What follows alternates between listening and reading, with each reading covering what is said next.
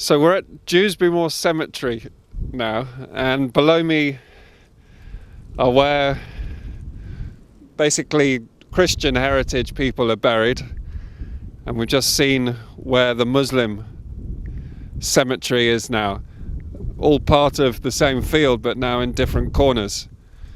And the question is, if people are being buried separately, are they being encouraged to live separately? Is that a problem? Is that an issue? Is it inevitable? What's going on here?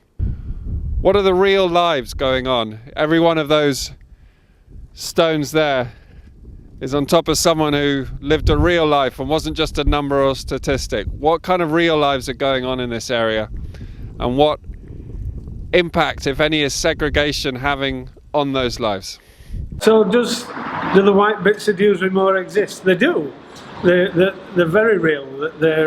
But they're real in a fractured and disparate way. Talking about the racial thing, and that people always say, a lot of people like, it's going to be taken over around here. Do you know what I mean? That's kind of opinion of a lot of people. Do you know what I'm saying? Yeah. It's going to be like pilgrims from around here. You know what I mean? Yeah. There's not going to be no whites living around here, kind of thing. To be honest with you, since I've grown up like 7-8 years, when I was 7 years old, when you know a bit, till now, I've never had any problems with English people or nothing like that. When we moved here, there used to be English people living here, sound, no problems with them, like we were only like Asian family here, few families here, no problems. They think it's their area and it should stop their area. Like the older people, the pensions and stuff, but I think the young ones are not too bad with it all. It's just, you get bad in it in every race, don't you? And it's just one of them. But we also see a lot of different people through the cafe. We've got all sorts of nationalities that's come in. We get the Polish, and we get sort of Russian types, and we get the Asian community. We get everything up here. And I think it is a very positive place. Yeah. It's always full of a mixture of children, all types, all playing as right as children are. Yeah. Children are always right, and it's lovely to see them up here. My own son got married. We booked Dewsbury Town Hall, and I invited most of the pilgrim estate, every English family here. We invited them, but everybody couldn't come. But most of them came, and they were welcome there. They were given seats, foods, everything. Because I was busy attending everybody, and the other people from this estate, they knew them, and they were helping them out. Sit here, have some food here, and they were when the wedding was over, and those English peoples, they came to me. They said it was fantastic. Everything was fine. Food was fine. People were fine, and we enjoyed it. Everybody was fine. Not a single complaint came up. Nobody looked at them and said, "Oh, why are they here?"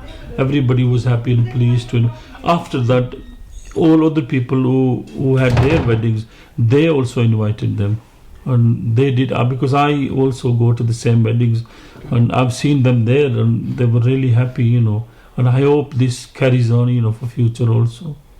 I like being a Yorkshire woman, and I like the way that women now have more say in things.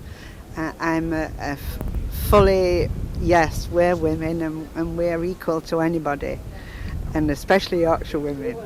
And keep the accent, don't lose the dialect, and stand on your own 2 feet, and try and be a good person. How do you think non-Muslims in Britain think about Muslims at the moment? They think that Muslim people are terrorists. Yeah. So does that make you nervous when you're going into supermarkets? No. Sometimes, yeah. Sometimes? Yeah. If there's not many other Muslims in there, you can sometimes feel nervous. Even here in Dewsbury, or even in this area? Yeah. Sorry? not much at all. But Yeah. Is it something that you talk about with your parents? No. Is there much tension between the Muslims and the non-Muslims? Yeah, I'd say there is, yeah. It's a certain age group, I'd say. Say if you don't know them or know them, like I've got a lot of friends who are Asian and stuff, and I know a lot of like Muslims and that, but I think if people who don't, it's intimidating for them because they're all such in big gangs and stuff, and to honestly keep yourself to yourself. Yeah. So I think it is like that. What would you say to people who look at an area like this and say, it's a problem with a capital P? I mean, to be honest with you, if I do be honest with you, well, you know, a lot of people had a bad name, you know what I mean? So people, you know, through me, you know, they used to think that area is really bad, don't go there, they'll beat you up, they do this and smash your car. But I mean, it's not the same now because, you know, it won't change it. I mean, everybody takes example of him. I think the peer group is in it, teenage. It's from young to old they seem to be all right, and then I think the middle age is where it's a bit edgy. These, they take on mythical sort of life forms of their own to some of the things in a town like this. You know, we have a drug industry, we have a massive drug industry, you know, but that doesn't mean that every, you know, teenage Muslim guy driving around in a Merc or a BMW is a drug dealer. You know, this is a very hard-working community that nurtures itself first and foremost, and why wouldn't it? That, you know, collaborates greatly to establish a foothold, to build businesses, to do all different things. But the perception is that because we know that we have a big drug problem and that it is rooted in one area of the community, that everyone gets tarred with the same brush. All the students live here, we be here as a family, we got other people living here, the white, the Asian, the black people, everyone, we live as a team. We go down playing to the park at summer or go down to the field. We don't have any facilities around here, to be honest with you. We don't have any playgrounds or anywhere to play, to be honest with you. We play on the streets, but people from outside think Dewsbury Moor it's a bad area, but it's not a bad area. We got other people living in the community, but it's a good community though. You go here and there, people say all kinds of stuff. You know, he's bad, who's bad, but everybody's same, you see. I mean, you get bad and good people in every community. It is getting more integrated now, definitely. Just in the last year, there's 3 families just moved into this little cul-de-sac where we are. And we get on quite well with them actually. You know what I mean? They're friendly, we always speak. I've just actually built a shed for one of them in his back garden. You know what I mean? So it's, you know, we get on all right. But there'll always be differences and that because they have a different faith to most people of the white race, if I'm allowed to say that. So there will always be differences. And it seems to me a lot of the world's struggles all stem from religion, in a sense. Arguing against, you know, each person is for their own religion and there's a conflict. All it means is that I can guarantee you the people in this town, whatever their faith, colour or language, the good people of this town want opportunity for the children, they want safety for the children, and they want the ability to enrich their lives. Some of them that'll be going to a mosque, some of them that'll be going to a church. Some of them it might just be going to a working men's club or sharing a pint in the corner pub. You know, if we can just learn to respect.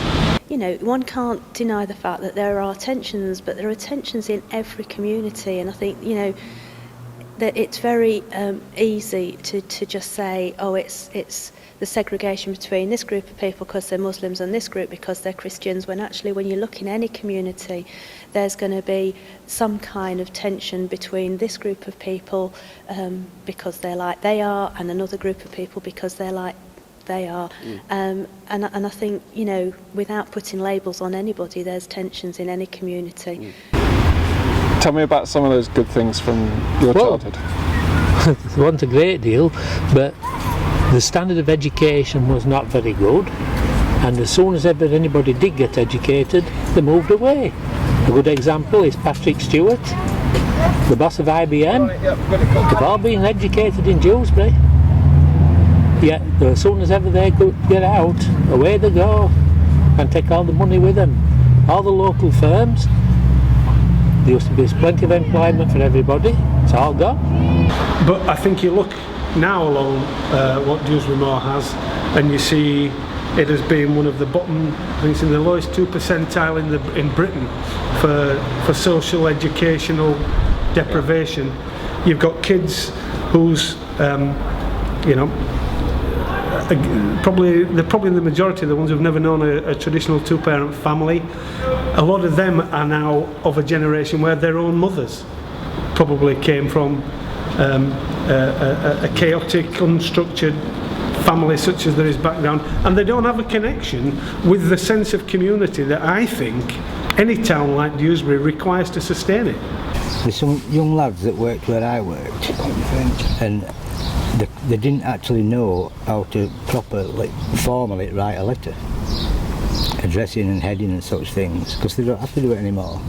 And it's like capitals and such things, joined up writing as we used to call it when we were at school, and it's like everything's like printed, but on computer you go and they'll whiz it off, and it actually spell checks for them, so they don't even have to make sure that they've got it right anyway, you know what I mean?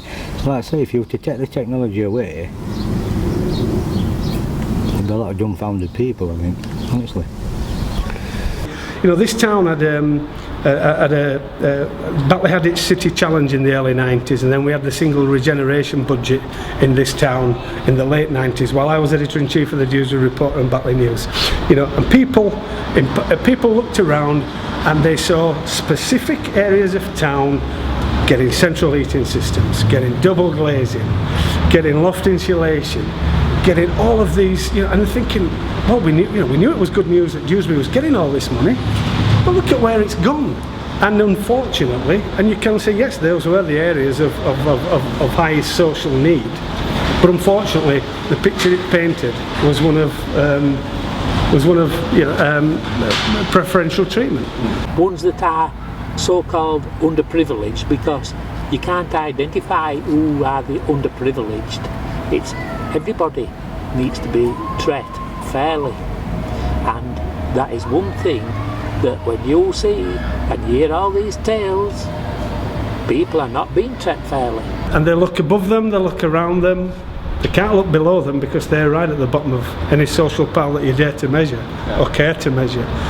And what I fear is that they've actually stopped wondering, can I have, you know, what if I dug deep? What if, you know, they literally are lost in this amorphous social mess.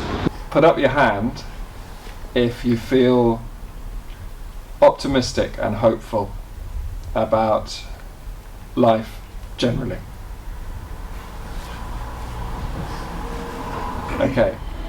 I would say Muslim from the Pakistani culture. Maybe there's a lot more youngsters that are going to university that are aiming high. Parents' opinions are changing.